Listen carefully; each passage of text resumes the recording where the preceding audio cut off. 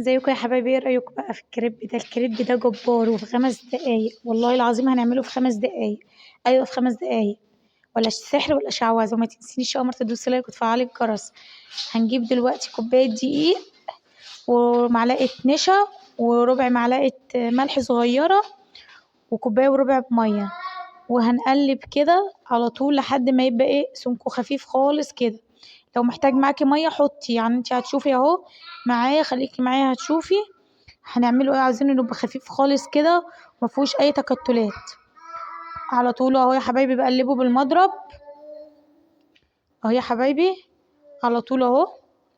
شايفين؟ اه شايفين المعلقه؟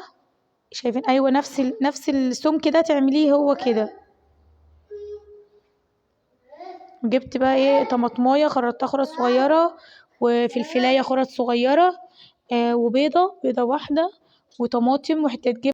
اي حاجه عندك متوفره حطيها في التلاجة، فاضل عندك في التلاجة حطيها. فانا جبت طاسه وحطيت فيها معلقه زيت لحد ما سخنت خالص. تمام زي ما انتم شايفين كده. هنزل بايه؟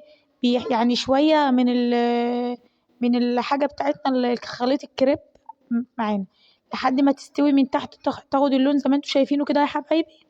تقلبيها. تمام. والله العظيم احلى كريب هتاكلوه في حياتكم، وسريع واقتصادي وفي ثواني هتقومي تعمليه. اهو يا حبايبي ما تنسينيش يا قمر تدوسي لايك وتشتركي في القناه وتفعلي الجرس. انا قلت كده اعمل اكله ايه اقتصاديه كده وخفيفه، انا وعيالي كده ناكلها سريعه كده. انتوا عارفين الجو ساقعه.